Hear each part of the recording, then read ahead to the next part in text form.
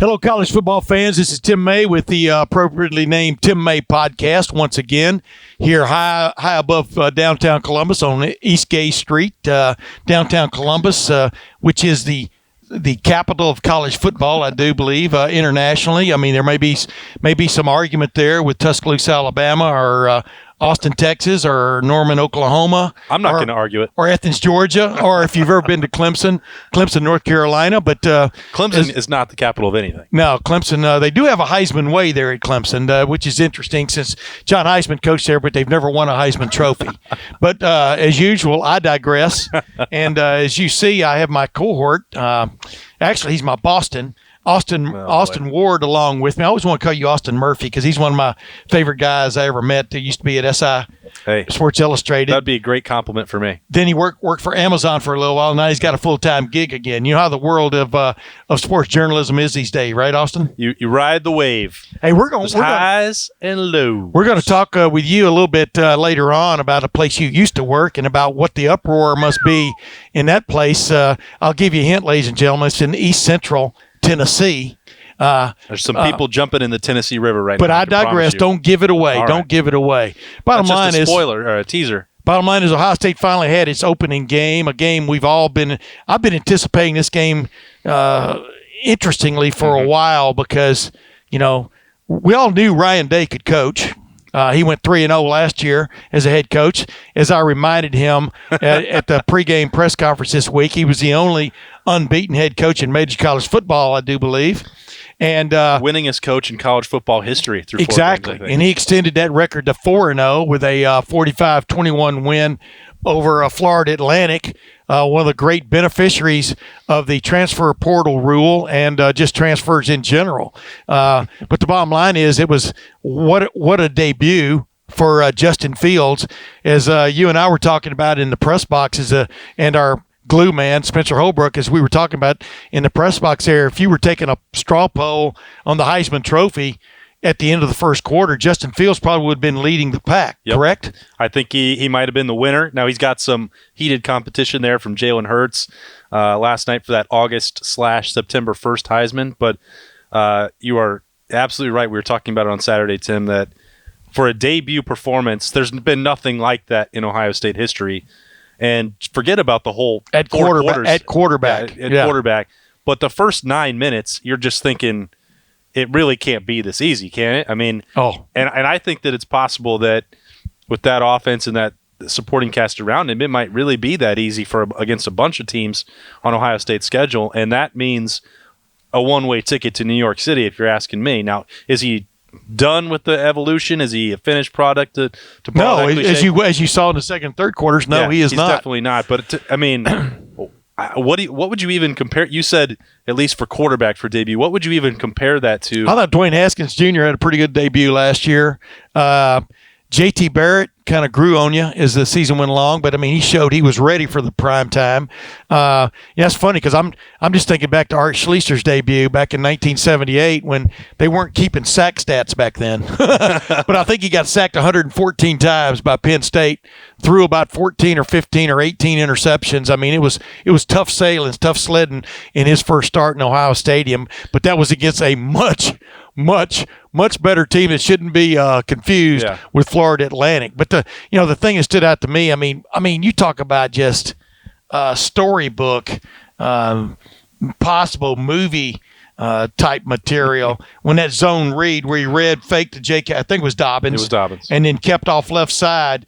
And I don't think anybody touched him. One guy did dive and may have touched his foot, but goes 51 yards for a touchdown when all we'd been talking about preseason was, he's got a great arm, but what sets him apart too is how fast he is and those two legs he can run on.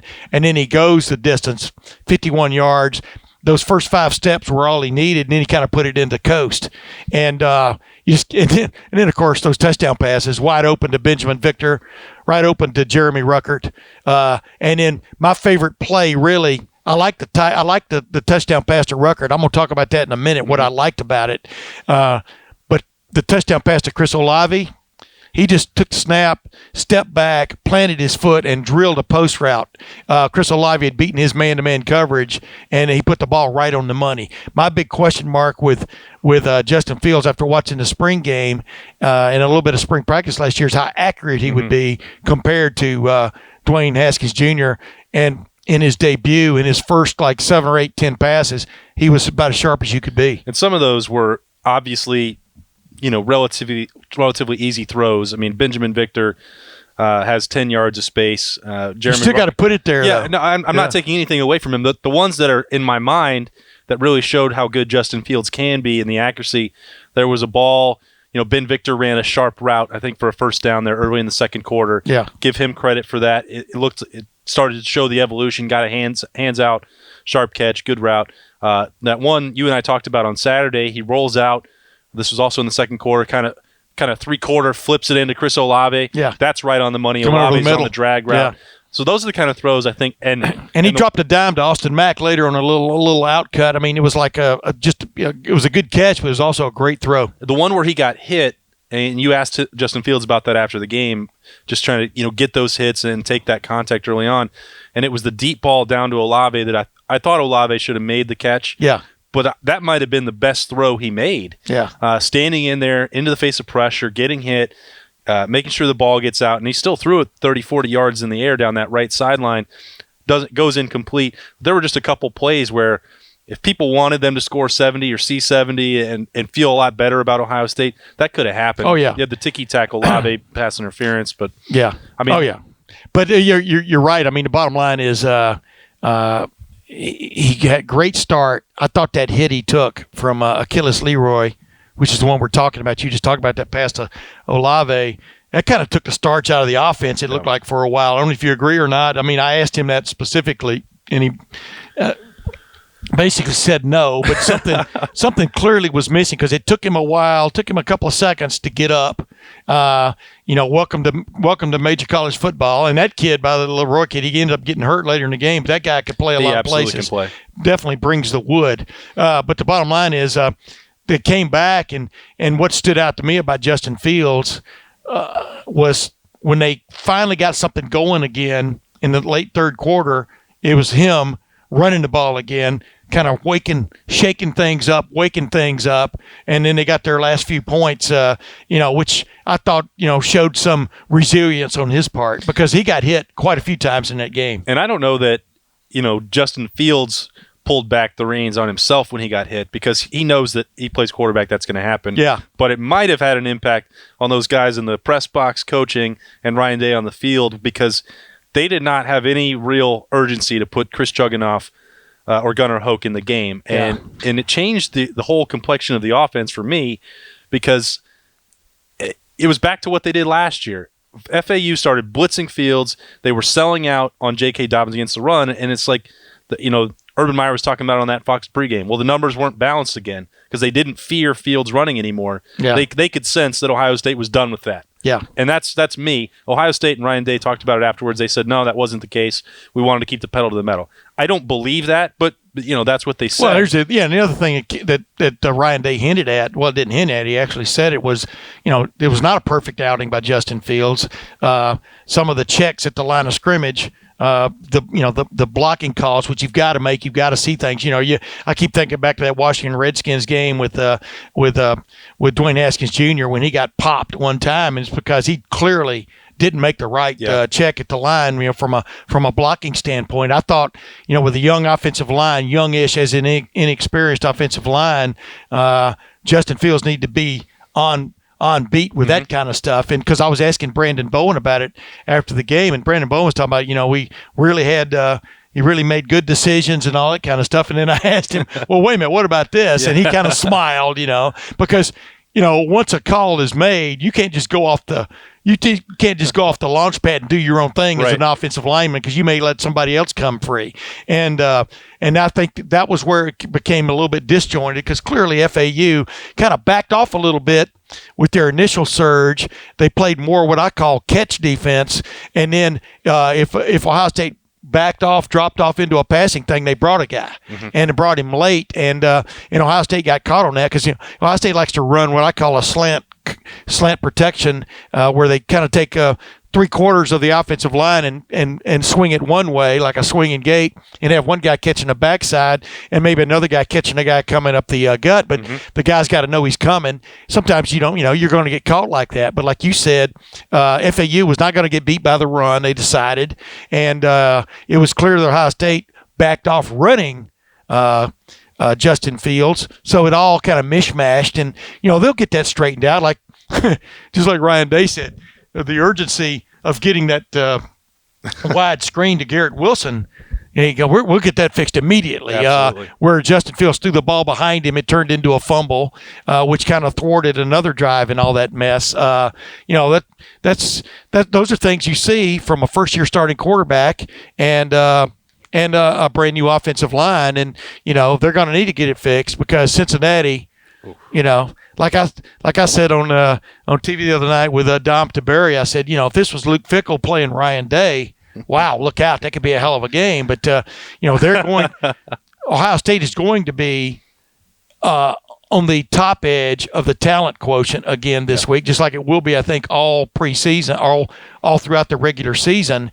But without a doubt, Cincinnati is aiming at this game. I think that, and we've talked about that a lot in training camp, that you look at the schedule, that Cincinnati, Luke Fickell and Marcus Freeman are two of the sharpest defensive people that I've met.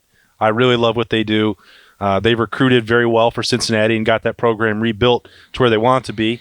I'll give more credit to another Ohio State named Brady Collins, the strength coach down there. Yeah. Those guys are sharp, and they I sent a couple messages back and forth down to Cincinnati just congratulating them on the win, and they're not scared to come to Columbus. No, because they, you're going to have that Super Bowl mentality.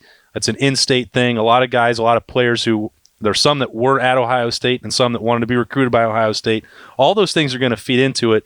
I don't think the Bearcats are very talented on offense, and the Silver Bullets, I'm sure that you're going to touch on that, how much better they played on Saturday compared to a year ago.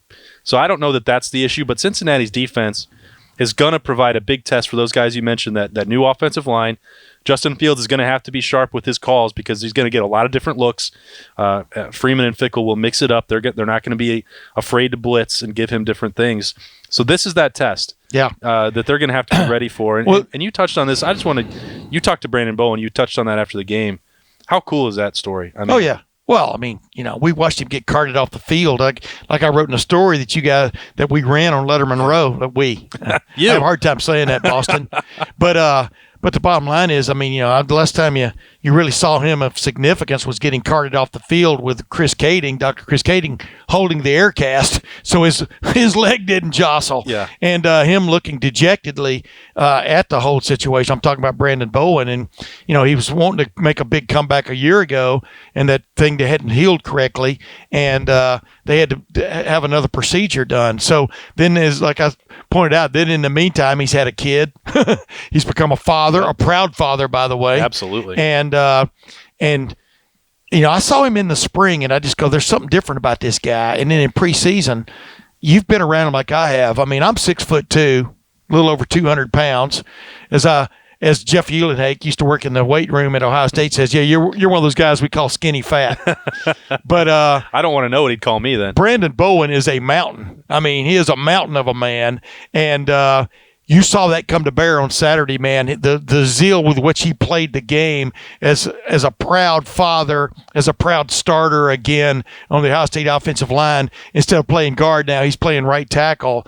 And I watched some of the video replay when I got home on Saturday night, and I thought he played for the most part extremely well. Yeah, there were some missed blocks by almost everybody on the line at some point, or some missed assignments, which I think is going to happen.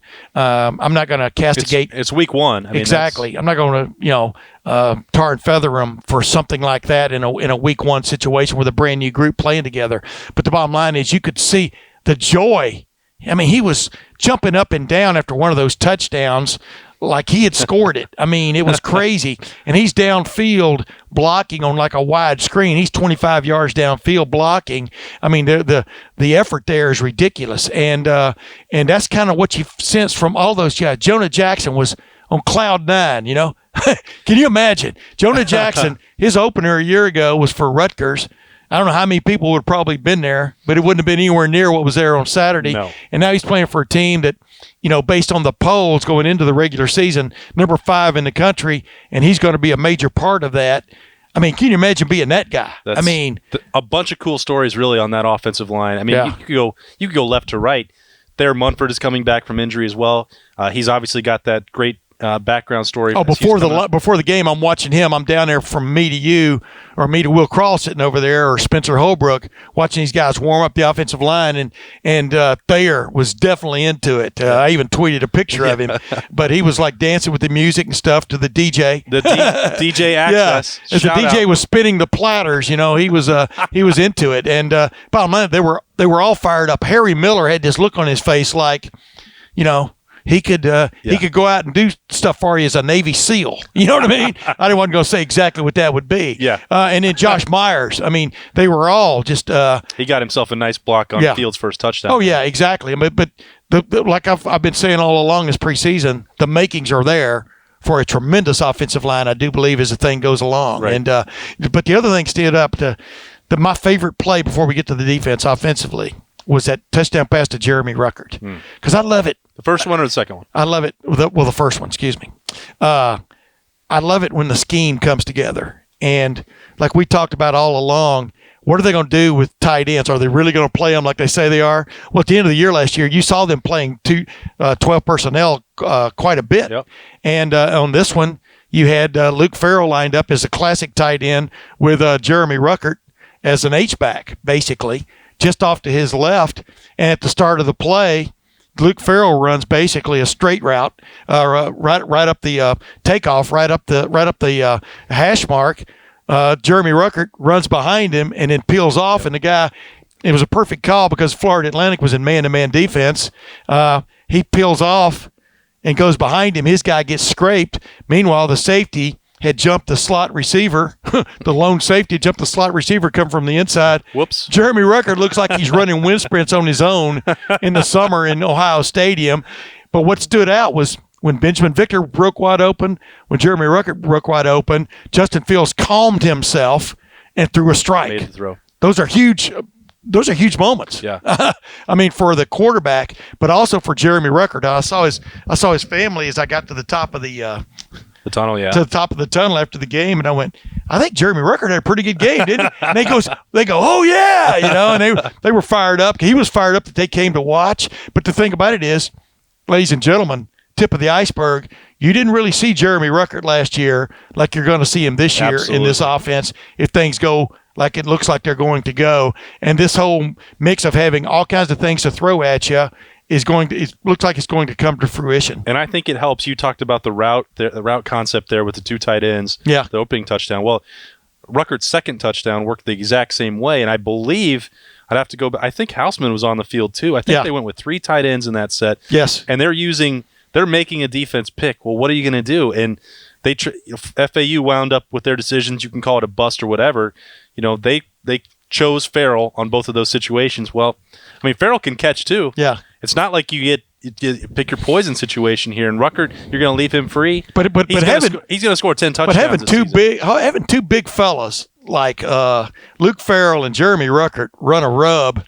I mean, and the thing is, they didn't really hit anybody, but the defender following Ruckert on that first touchdown, there was no way he could go around the mess in front of him. I mean, that's a pretty nice little scheme there. There's been all this talk too about Ohio State and playing 6 wide receivers. Those tight ends are. I mean, you talked about that formation. They're putting 2 over there. Well, 5 wide receivers. Yeah, you're taking. Well, yeah, you're taking somebody out of that mix. Because these tight ends are so good. And I get it that everyone goes into the season. The media is talking about the tight ends being used again. It's never going to happen for Ohio State.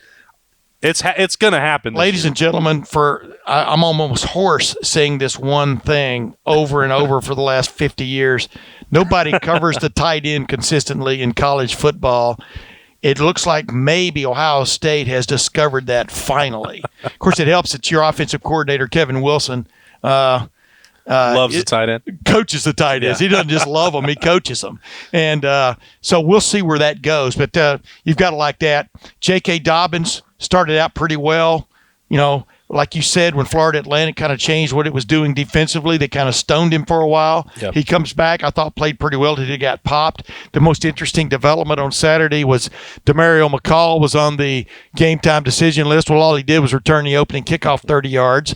He had a great punt return that set up another score. And he was going pretty well till he got kind of hit going out of bounds one time on one play and kind of popped off. But then you see Master Teague the third, Mr. Mystery. It ought to be Mystery Teague the third, based on the way he was talked about in preseason. Yeah. He wasn't getting the reps because he was banged up. I thought he ran extremely hard, gave them a good boost at times. J.K. Dobbins, I thought at times may have been, again, trying too hard, but my goodness, that stiff arm he put on one guy where he took him and threw him out of the way and got another 5 yards. Clearly his strength has improved, as he said, in the offseason. So they've got quite the arsenal there they can throw at everybody, including the wide receiver core, which we haven't even talked about. It was good to see Austin Mack back in there because of the question marks about him. Had to wonder through the season. I thought he did some good things, especially in the receiving end. But he also was blocking extremely well. KJ Hill, I thought, had kind of an interesting start.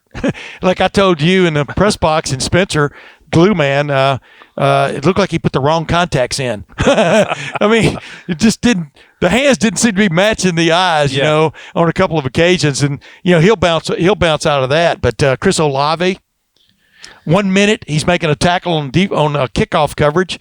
The next minute he's catching a post route for a touchdown. There's the Terry McLaurin. He's the new Terry McLaurin. The Week 1 Terry McLaurin winner. Yeah. Agreed. I think that'll stay that way. He seems to understand and has taken that mantle from Terry McLaurin. And seeing it also helps that that got him drafted in the third or fourth round. Yeah. He's probably going to start for the Redskins. He knows the importance of that, and the way that Ohio State treats those guys who will go out and be a gunner, who will cover kicks. The value that they place on that, I think Chris Olave gets that. He's sort of got that right mentality for it. I don't think it's just a Week 1 thing. I think he'll keep doing that and keep building. He's pardon the use of this word from HBO. He's a baller. I mean, he definitely is. I mean, and it seems like the game time is when his lights really go on. And I don't know. He's going to be an interesting dude to watch all season because he has a way of getting open. Right. And that's the key. I mean, ever since I was a little kid and I watched Alabama play, and Ray Perkins, not the fastest man on the lot, but Ray Perkins, Dennis Holman, these were great receivers from the mid-'60s at Alabama. They had tricks to get open. And and sometimes it's just leaning this way and going that way, et cetera. But basically modulating your speed as you're going down the field and suddenly turn it on. He's clearly got that kind of moxie as a receiver. And, of course, I said going into the year on Lettermen Row, on the little thing we got to write about who we expect to have a breakout year, Benjamin Victor. And I was feeling pretty good about myself. Turned out pretty well for you. Yeah, I don't know if you feel as good as I do about my prediction that Chase Young was going to. Well, I was going to get into Chase Young. Don't take my thunder. I'm just giving you the smooth segue there. So as you're sitting there and you're Cincinnati, I watched that entire Cincinnati UCLA game. I thought Cincinnati played extremely hard defensively. I thought they were pretty good, pretty good to great in their opener. Yeah. How good is UCLA? In my opinion, not very good. They've got a quarterback situation there under Chip Kelly, which I don't understand. No. But offensively, I thought Cincinnati was at best average. I thought there was a lot of things they could have taken that game and really run away from it from UCLA, and they didn't do it. But now I'm sitting there going, when Cincinnati watches the video of Ohio State's opener, what are they saying to themselves about their number one challenge? This Chase Young dilemma. It's going to be the number one challenge for every team that Ohio State plays this year.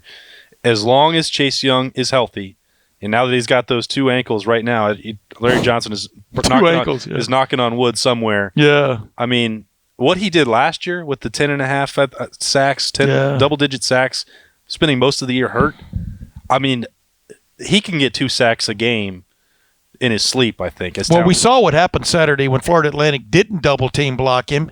He took their offensive tackle all the way to the quarterback and that for a sack. And that might be the most patchwork, quote-unquote, weakest that the rushmen look all year. Because you had the game time decisions, Tyreek Smith and Tyler Friday. They came out, they got some work about 10:30 with Larry Johnson, just the two of them. And they could have gone if it had been anybody other than FAU, and they decided to play it safe. But so you have Jonathan Cooper, Tyler Friday, and Tyreek Smith. That's your number 2, your number 3, and your number 4 defensive end. Yeah. In my mind, as I look at the depth chart, not playing. What are you talking about? Of the defensive ends? Yeah, just of the defensive maybe ends. Even on that side. 2 through 4, and then you move Ja'Shawn Cornell, who I talked about all camp as the 3 tech. He finally got the home. He was going to get to do Draymond Jones stuff. They move him out to defensive end. And he's suddenly a huge beneficiary of Chase Young being on the other side. Yeah. So plus Javonte John Baptiste got to play. He was playing early. Zach Harrison in that deal. Yeah, and Zach Harrison. A lot of those. You watch the video. They had some learning moments and in that game. And they're not. Those guys weren't ready for that. And that's what I mean. So if you get Friday Smith, whenever Cooper is back, and then you throw Chase Young out there, where there's no chance you're ever going to want to double him. With those other guys out there and the defensive tackles and nose tech, 3 tech that they've got going, it's scary what Chase Young can do. If he is one-on-one with anybody, I think in the country at left tackle, right tackle, whoever you put him, he's going to win. Whether he's got the greatest first step in college football this year remains to be seen. His first 3 steps, though, are ridiculous. And like I was talking to him after the game, and we'll be talking to him this week. I'm sure he's a captain. What impressed me the most wasn't even the sack kind of situation. What impressed me the most is when you've got a superstar kind of player like that, does he play that team game? And you saw quite a few examples of him having responsibility for the cutback, et cetera, coming in there and kind of planting his feet, keeping them moving a little bit, but basically arms out on running plays. And then, boom, that first step takes him to the play. That, to me, shows a discipline that you want, the leadership that you want from a player of that stature. How about when he drops back on that into coverage to stop the screen? You got the whole idea of that screen was to take advantage of Chase Young's coming after you. Going to be coming hard off the edge. It was a great call by the defense, by Greg Madison. But flip side of it is Chase Young bought it, and boom, he's in on the tackle, and boom, they're punting again. Some pass rushers, won't do that. They'll go through the motions. Oh, I don't get to go after the quarterback here. That's what I'm, quote unquote, paid the money to do. Yeah. I like I said, that's what we were talking about that earlier on this podcast. That's what stands out about this team is you've got kind of leaders like that on this team, and you've got rising talent on this team, or guys who played last year and they've shed the cocoon and they're ready to fly. Yeah. Jeffrey Okudah picked up where he left off in the Rose Bowl. Oh, my goodness. He was a star. Damon Arnett didn't have enough chances to really show you what he was all about. He could have thwarted a field goal situation with a dropped interception in the end zone. He's still got that cast on, by the way. So exactly. He took some heat for that. Yeah. But the bottom line is there are some guys I think you're seeing rising. Now, what about Josh Proctor? Before we move on to the Josh Proctor era, it's funny they come out with Brendan White, I think it's safety, Jordan Fuller at safety, or was Brendan White playing the bullet? As I've been reminding people all along, you're not going to be able to tell the difference. No. Please come up with that flashing light idea that you can borrow it from me. I'm not going to trademark it like some people are trying to trademark words. But the bottom line is I thought the first team defense played well for the most part while the whole time it was in there. Second team defense, as Ryan Day said, the pad popping seemed to get muted as the day went on. But who's the guy that made maybe the most spectacular play of the game? What was his name? Josh Proctor. Where did he come from? Owasso, Oklahoma. No, but where did he come from on that play? Center field. Marcus. Middle of the field, and then makes a Malik Hooker type play at the corner, at the edge, like a lot of people have thought it could happen. I feel vindicated. We'll see if we see more of him. But to see more of him, you got to see less of somebody else. But don't they have to, Tim? Look at what that guy can do physically. It's just, I'm sorry. Isaiah Pryor is a hardworking guy at safety, and he's fighting hard to get playing time. He doesn't have the upside that Josh Proctor does. When you have an offensive coach watching video, and he sees a guy come off the I think he came off the hash on that particular play, but when you see him come off the hash and get there as quick as he did, and then make the play, that's the key.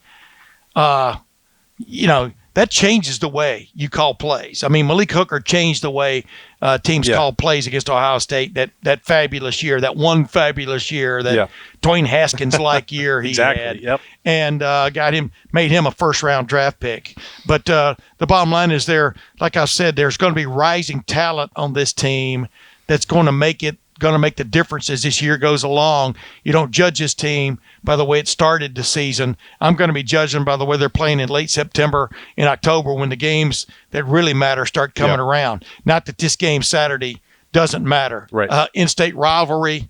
Let's talk a little bit about that. Man, that morning in I get my holidays mixed up.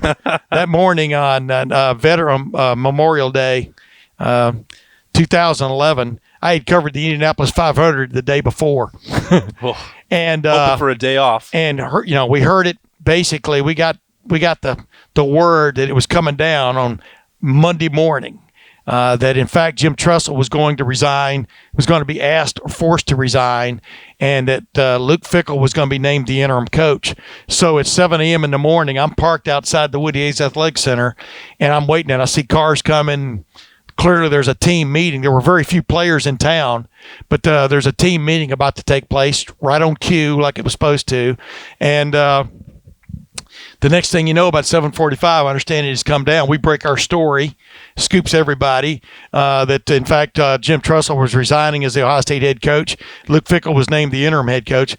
And I stood outside there for a while, tried to talk to some guys. Nobody would talk, including Luke Fickell. He comes walking out. I've known him since he was 18 years old. But he didn't want to talk, but he said he would talk to me later. But the bottom line was he was now the interim head coach of Ohio State. Imagine that big gulp moment. Oh, my gosh. And here he is. In my opinion, he was the coach of the year last year nationally. It went to a couple, some other guys got those whatever nebulous awards. But the way he turned around Cincinnati in 1 year from a loser to a winner, a big winner, was fabulous. He didn't have that shot at Ohio State. That loss at Purdue that year kind of sealed his fate because the jury was still out then, even though Urban Meyer was hanging out there. Some people can argue that point, but Luke, they were trying to give Luke the benefit of the doubt because some people wondered how much Urban Meyer's heart was still into coaching. It wasn't just a slam dunk like some people thought. But the bottom line was he didn't quite get it done. But let's face it, he got to hire one guy to replace him on the staff. That was Mike Vrabel, who, by the way, is now the head coach of the Tennessee Titans. He got that one right. But he was a neophyte coach at that point. And he basically dealt with Jim Tressel's coaching staff, not the least of which was Jim Haycock, one of my favorite guys I've ever covered there. But offensively, Jim Tressel was the glue that held that, pardon expression, glue man. He was the glue that held that offensive coaching staff together. And when he was gone, they were sort of lost. Then, of course, he was dealing with the quarterback situation, Joe Bauserman, and this fabulous freshman by the name of Braxton Miller. They finally saw the light on that situation, but then Braxton was a little fragile that year in certain situations. I mean, just think about that game at Nebraska. They jumped on Nebraska and were pounding them, and then Braxton Miller got hurt. Joe Bauserman came in, and they ended up losing that game in fabulous fashion. Pretty interesting passing chart, as I recall. Exactly, and then from then on, the jury was not out. It was sequestered when it came to Luke Fickell's fate at Ohio State. Good for him. He gets the head coaching job at Cincinnati. Learned a lot in that 6 months of being the Ohio State head coach. He learned a hell of a lot and has definitely turned it around at Cincinnati. And one of the guys he hires is Marcus Freeman, former Ohio State stellar linebacker, was the linebackers coach and defensive coordinator for a while, I think, with Darrell Hazel at Purdue. They've turned that thing around. They're now considered, maybe the team to beat in their league. But with that said, they're coming to town with what I said a while ago is an average offense, I do believe, from watching them and from day one, and maybe of the makings of a really good, if not great, defense. What's your take on Luke Fickell? Go back to 2011. You've summed that up perfectly. I think what happened after that is really what has made him the coach he is now. He'd be one of the first people to admit that he wasn't ready for the responsibility in 2011. few people really ever are. And I think that's another interesting part about year one with Ryan Day. He's got the training and he's got a bit of talent and personnel and the recruiting know-how to make it work. But it's still a huge job, and you don't really know everything that goes into it until you do it. And that's what's interesting about year one for Day, and I think that Luke Fickell realized that. Now, he was dealing with a very different situation than what Ryan Day inherited. This program it could almost run itself in some respects the way Urban Meyer left it. But Luke Fickell found out the importance of hiring your staff, of getting to run your own culture, and he learned a lot from Urban Meyer. And that he could have left after the 2013 season. There was some, rough patches for him as a coach, and Urban could have fired him or Luke could have left, but instead he chose a hard path or a tough decision to stick it out. And I think you look at that as a turning point for what he can do now. He took a lot with him. D'Antonio, he will also point to that from experiences with him. Tressel, it's not just Urban, but I think when he got through that rough patch with Urban and learned a lot about that culture, which sometimes is a nebulous thing to throw out, means different things to different people, and a catch-all cliche. But what he wanted a program to be, I think, was forged through that rough patch. And he came out of it on the other side in 2014. Chris Ash helped there, obviously, but the way that Luke Fickell coached linebackers, the way that he relates to his players is second to none. So how does that affect this week? Those Bearcats are going to give everything they have for him. They know how important it'll be to have the homecoming. They obviously want to win because they're football players and they're competitive. They'll probably be a top 25 team when the polls come out on Tuesday. That defense is going to give them a chance. Now, the spread is still 17 for a reason, because Ohio State is the most talented team in the country, or one of the top 3 teams in the country. But if you think that it's going to be a tune-up game, don't expect that in the Horseshoe at all. I mean, it's a battle for the state of Ohio, man. Until Miami of Ohio shows up. I'm excited for it. I just think for an early season game, nobody is really looking at it as this marquee game for week 2. I think it is. I think it could be a lot more interesting and informative game for both programs than it got any credit for in the offseason. In Ohio, of course, you're going to talk about it, but nationally, this is a big game. It is interesting that that was the Fox National Game of the Week on Saturday. Ohio State and FAU. This is a far, far bigger game. Yeah, I mean, without a doubt. But you can only be that national game every now and then. Why is it only 5 days till kickoff? I'm ready for game 2 right now. Yeah, I'm gonna get Zach Boren in here for just a couple of minutes to talk about that situation because he knows Luke Fickell fairly well, right, Zach? Exactly.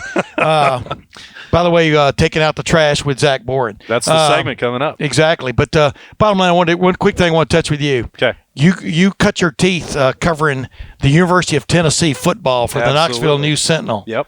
What's going on down there, do you think, as we speak right now? They just got beat by, a 27-point underdog? The worst team projected to be the worst team in the Sun Belt. Yeah. Coming into Neyland Stadium. So there's been nothing like that for Tennessee since 2008. By the way, got beat by Georgia State, not Georgia Southern. Yeah, Georgia State. Or Georgia Tech. So Saturday was really interesting to me, Tim, and I'm going to try to keep this not a Tressel story. But so I'm in the same building as Lane Kiffin on Saturday covering him against Ohio State. Yeah. The guy who replaced him and that helped create some of this mess, Derek Dooley, was the offensive coordinator at Missouri, coaching up against my school, Wyoming. Wait, is this like 6 degrees of Kevin Bacon? So like 6 degrees of Austin Ward? Comes together, yeah. So Dooley is there. He loses at Wyoming, by the way. Go Pokes. Go to 72-20 and get a loss. Thanks for coming. And then you have Tennessee, who I covered during just the weird transition period with Lane Kiffin, Derek Dooley, the end of the Philip Fulmer era. You look back, this program has not been the same in Knoxville since Lane Kiffin snubbed them. Yeah. And people can go back. I remember the morning he left, waiting for him in the practice facility. He had texted me at like 2:45 in the morning after the press conference he was leaving. He said, "Come on down, we'll talk to you on the way out." And wound up that Tennessee did not want me in there because this guy's leaving for USC and they're packing it up. And I said, "I'm here to talk to Lane, and I'm going to stay here until he comes out of his office." So that was about 7 hours of me standing on the turf waiting for him to come. I've been there, done that. So that's our job. And he said, "Well." I'll never forget. We had an off the record and an on the record chat, but he said, "What am I supposed to? I'm going to go live in Malibu, 10 minutes from the beach, take over USC where he'd coached before and see what that could become. Hope he had a helicopter, but go ahead. But, he's like, what am I going to do? And did it work out for him there? No. And did it work out for Tennessee? No. Would it have helped if they had stayed together longer and he had helped? Because that program was going to win. Yeah. They nearly upset Alabama in Alabama that year. Yeah. There's the famous story that he tells Nick Saban, you're lucky you got this one. It's not going to happen again. And he had challenged Urban Meyer. He said, we're going to go sing Rocky Top all night long. And he accused him of cheating in his first 3 months of the job. Lane Kiffin was going to get Tennessee back. It might not have been legal. Yeah, the Orange Pride situation that I also had the real pleasure of covering with their hostess situation and recruiting violations. It might not have been done entirely on the up and up, but that's SEC football. You prove what you can prove. Yeah, exactly. But it completely changed the program because they've missed. Their administration is awful. And it has been since I was there, and that hasn't changed in 11 years. They hired the wrong guy.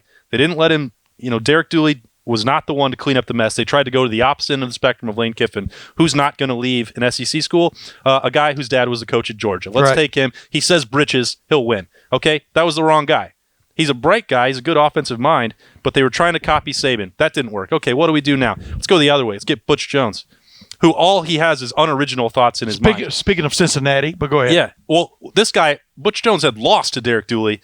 Okay, whatever. Still messing up. Still have a terrible athletic department. Don't know what to do with the athletic director, Mike Hamilton. He leaves. They hire a guy from Alabama to come fix it. Okay, take two to try and copy Nick Saban. Okay, that doesn't work. Now what do? The whole Schiano thing. I don't even want to talk about it. Try to copy Urban Meyer. They don't know what they're doing. They are trying to copy ideas from elsewhere because the one thing they never wanted to do when I was around was they were ready to move on from the Philip Fulmer era. It had run its course. Yeah. What are they doing right now? They're trying to duplicate the Philip Fulmer era. Fix it. It's not 1998. But the Greg Schiano thing, they bowed to public pressure there. I mean, it was like unbelievable.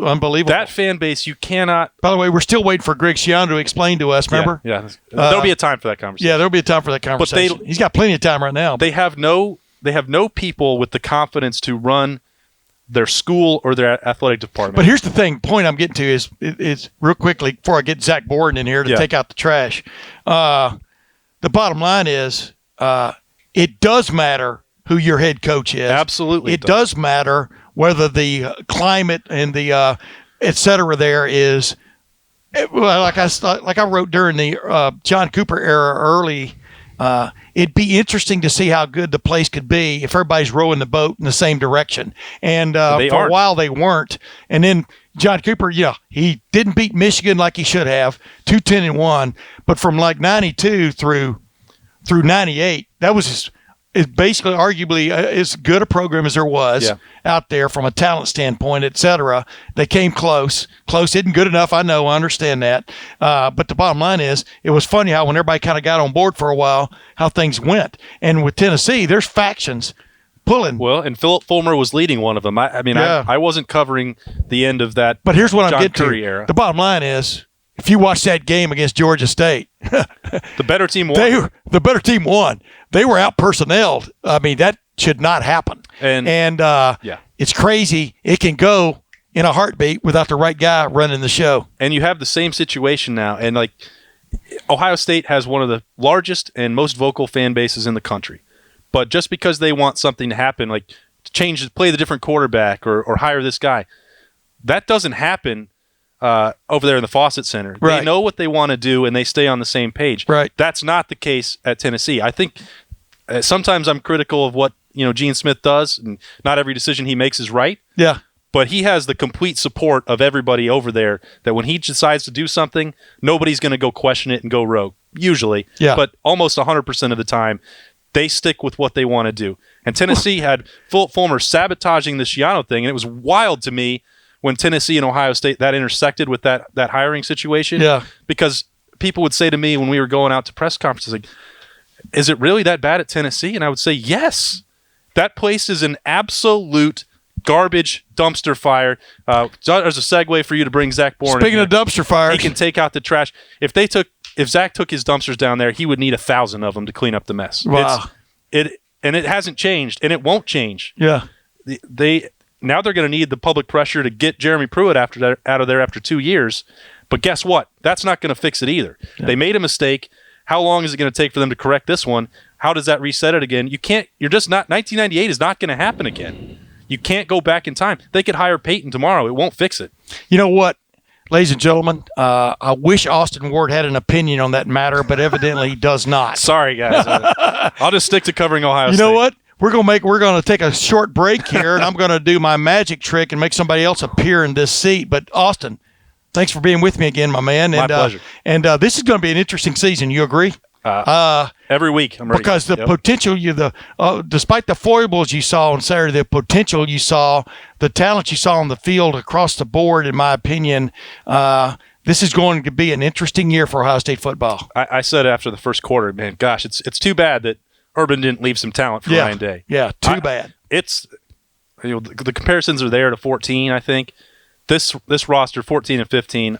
I think the 2019 Ohio State team is more talented. You know what it reminds me of? It reminds me of those refrigerators now you can buy and you tap on them twice and it lights up and you see everything that's inside. You see everything inside the refrigerator Ohio State and it's fully stocked. I might not have ever seen one quite like it. Yeah. Hey, appreciate it, man. We'll be right back with Zach Boren. And just like I promised, Zach Boren now sitting next to me. When you're taking out the trash, I think of Zach Boren in a good way. Zach. Thanks, man. I appreciate it. Real quick before I ask you a couple of questions about Luke Fickell, et cetera, in the game on Saturday, what was it like the family get to have that honor on Saturday, be introduced? Yeah, do you want to? It was. Wait a minute, let me preempt it. Your dad went to Michigan. Your mom went to Michigan. Yeah. But y'all are converts, like this could be a religious experience kind of thing. No doubt. I think when that you guys turned Ohio State. That happened a couple of years ago. Yeah. About 10 years ago. But no, it was really cool. It's something that we've always wanted to do. The boys in the business, we've always wanted to give back to Ohio State. I mean, they've done so much for us, and the connections that we've made, the network we've made because of Ohio State. And when we were there, this is something that's been a dream of ours to give back, and it was a special moment being able to do that. You know, it's funny, when Justin was being recruited, the first of the Boren brothers, I remember talking to him out at Pickerington North High School where he went, and he said one of the things that would make him, because, obviously grew up in a Michigan family. Right. You had a big M in your basement. We did. And stuff, but one of the things that would make him maybe consider choosing Ohio State was the fact that he knows that down the road he would do great things for his dad's business. Yeah. And you guys have parlayed. I mean, you built your reputation, and now you're growing it. And I think that's what stood out about you guys, because y'all are about as true blue Ohio State as you can get. Yeah, no, we are. I mean, knowing all three of us boys played football at Ohio State. My little sister played softball at Ohio State. It really has come full circle, right? We're a tight-knit family. I know Justin, his big thing, he loved Coach Tress coming out, and he wanted to be close to home, wanted to represent, kind of Columbus, where he was born. And so that was a big deciding factor on, at one point, he was going to go to Ohio State, right? But I mean, it's come full circle. We obviously grew up being huge Michigan fans, with both my parents being Michigan alums and go up there all the time. But for now, us to be based in Columbus, Ohio, and be able to give back to university and spend, it's been the last 14, 15 years with having a Boren as an athlete at Ohio State. It's been a fun ride. Yeah, I was going to say, it reminded me of that hymn I used to sing in the Southern Baptist Church. I saw the light. Yeah. I saw the light. Yeah.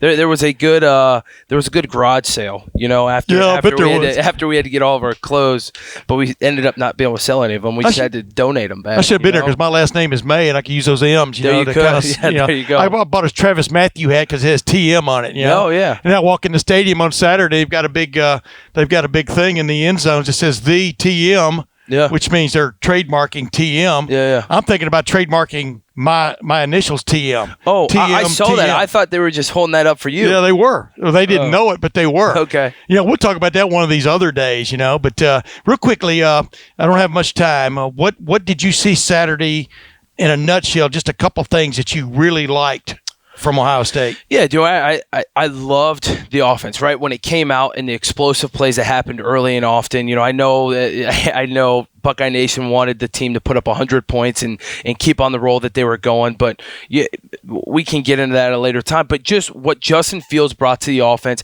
how many playmakers that they had. I mean, I'm sitting there at the game and I'm like, he could have thrown it to 5 or 6 different guys, right? And every single play, guys are just rotating in and out, and there's no drop-off. I was going to say they were on pace to score 112 at one point. I know, but there's no drop-off, you know? And then obviously when it comes to defense, it looks completely different than what it did last year. And when you say that, what are you talking about? Guys are running around the football. Guys are playing more free. You saw guys actually making plays, right? I feel like last year guys were so into their responsibility and making sure they didn't mess up that you watched out there Saturday and guys seemed like they were just playing free, playing with confidence. Kind of the big word nowadays, right? The swagger was back of the Silver Bullets. And that's what defense is about, man. Running around, making plays, getting to the football. I didn't see any linebackers running into each other either. I mean, I didn't see any guys getting caught in the wash, you know. And then you see Pete Werner out there covering the guy in the slot, covering the guy almost, you know, wide sets on occasion. I mean, that's real what they think that Pete Werner brings to the situation. And he was one of the whipping boys at the end of the year last year, along with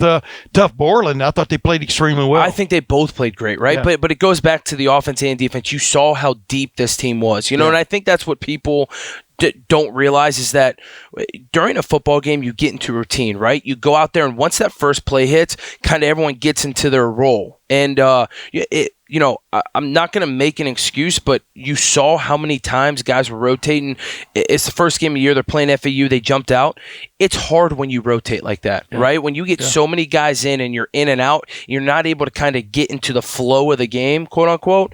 It's a hard thing, right? And it's hard to turn it on and turn it off. So I think it's great that a bunch of guys played Saturday. They came out. They ran away with the game. But I think as the season goes on, you're going to see guys coming in more situational type roles, and guys are going to be able to feel the flow and that they're going to keep it going. Yeah, and a couple guys before we move on to something else, Devon Hamilton I thought played extremely well, and BB Landers. Guy. BB Landers was a force. I mean, BB Landers was bopping around, man. It was cool to watch. And how good did Chase Young look? Oh yeah. Well, my gosh. Yeah, we spoke about that earlier. I mean, he looked like that guy that we were talking about in preseason, that guy that a lot of people think could be one of the top 3 guys taken in the draft if he comes out. Yeah. Right. But and like you know, we had a little moment in preseason where he asked me and Austin, and I think Spencer was with us that day. That was improper grammar, but the bottom line was he asked us because he had just been interviewed by the Big Ten Network. He goes, "You think I'll get double teamed?" And we all started laughing. Like, what are you? No, you're going to get triple team, bud. After watching the way they couldn't come close to blocking you as a single, you know, you're going to get double, triple, chip. Yeah. You know, you name it. Whatever like piece of wood you want to use, you're going to get it on occasion. But yeah, I thought he looked the part and played the part. And then he was, you know, he's that leader extraordinaire, I think, on that defense now. Real quickly, you know Luke Fickell about as well as anybody. Yeah. What is it that you saw in Luke Fickell maybe back then, and maybe you didn't see it, that led you to believe that he could be this successful head coach?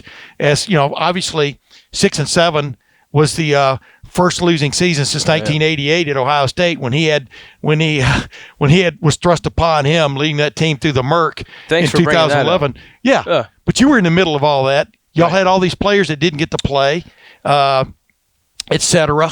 You had the quarterback who had to quit the team, etc.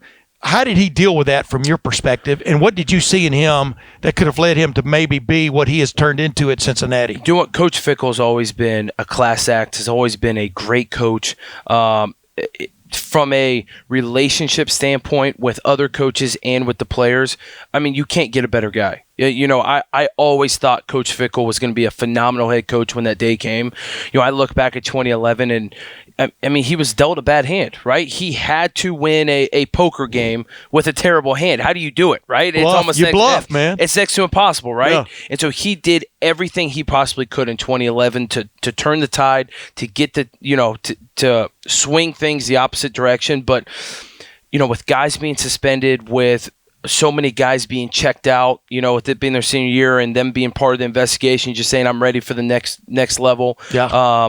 It was hard. Yeah. It was really hard for him. But I knew as time went on, he would be a phenomenal head coach. You've seen what he did at Cincinnati last year. You saw what he did last Thursday night. Coach Fickell is someone who is always going to get his team to play, Those guys are going to come out. They're going to be tough. They're going to know what they're doing. And guess what? They're going to give you everything they have. And that's just the way Coach Fickell is, right? When he was in the linebacker room, and, I spent a lot of time going against his guys in college. I spent a lot of time in his room. I spent a lot of time with him one-on-one when, it was kind of a short senior year when he was trying to teach me the defense, right? Yeah.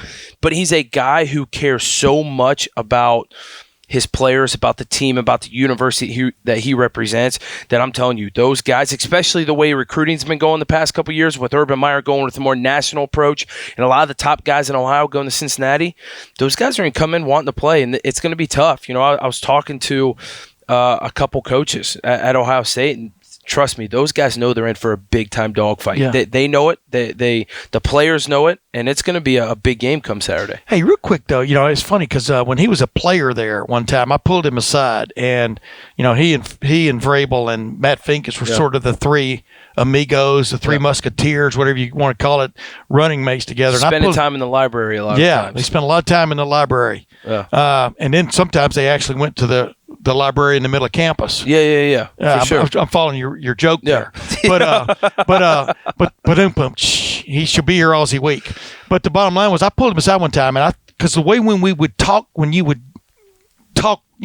interview guys, you could get a feel for what they are and what they might be. You know, I'll be honest. I am not surprised Anthony Gonzalez is sitting in Washington, D.C. now as a state rep. I mean, did you think I was going to be a trash man? I know. I thought you were going to be successful, buddy. Hey, you're making cash. You're burning cash. Yeah, no doubt. Well, no, I knew you'd be successful. Just knowing your dad, knowing your family, and knowing you, and just the way you carry yourself, you're going to be driven. But the thing about, I pulled Luke Fickell aside one time. I said, I think you could be a head coach one day. And this is when all he's worried about is playing middle guard or nose guard or whatever for Ohio State. And he goes, well, I said, I just like the way you analyze things, because when we'd ask him a question, it was clear he wasn't just worried about, whether the center had bad breath that week or not. You understand what I'm saying? Yeah. I mean, he was into the whole picture. And it's funny, he and Vrabel are head coaches. Yeah. I mean, and I think I saw the same thing in him that you're talking about. There's an idea that number one, he's got a lot of football knowledge, but then there's the idea I can always learn more. Yeah. And I think that's what sets people apart when they get to that level. And clearly, one of the great turnarounds in college football last year. Oh, for sure. I mean, what he was able to do last year with a team that, Tommy Tuberville had and completely ran it into the ground, right? I'm not sure what went on there, man. Not sure. But what he was able to do last year. By the way, I think Tommy Tuberville is going to run for governor of Alabama. Is he? Yeah. I'm not sure what the latest is, but go ahead. No idea. But that's news to me, right? But what he has started off this year by pounding UCLA, right? This was a team that everyone thought second year Chip Kelly, it's going to be a completely different look. I mean, they pounded them last Thursday night, right? And I think that's what you're going to see with Coach Fickell is he's super intense. He's always intense. He's always analyzing, as you just said. He knows Ohio State very well, right? Granted, there's a different coaching staff there than when he was there. Yeah. But this is a guy who's going to come in and give Ohio State everything they can handle from a game plan standpoint and from an intensity standpoint of what the Bearcats are going to do when they run out on the field. They're not going to run out on the horseshoe, probably kind of like FAU did, and kind of look around like, this is big time, right? Cincinnati, the Bearcats are going to run out of that tunnel on Saturday saying, hey, we're going to give these guys everything we have. And what's interesting, if you watch that game on, was that Friday night? Thursday night. Thursday night. Yeah. When you watch that game on Thursday night, I thought UC had the better talent. Not across the board, but UC had superior talent in an amalgamation aspect. I like to use that word now, than UCLA did. That's crazy. That shouldn't be. But like you said, Luke Fickell is getting it done with the help of Marcus Freeman, et cetera, down there. Well, ladies and gentlemen, I appreciate Zach Boren popping into the ejection seat here that Austin Ward vacated. And once again, that's the Tim May podcast. I appreciate you listening. Appreciate you watching, those who get the honor of watching this show. But I'll be back next week with a little bit of a look back to the UC game, a look forward, and maybe a couple of other special guests. Until then, this is Tim May. Thank you very much.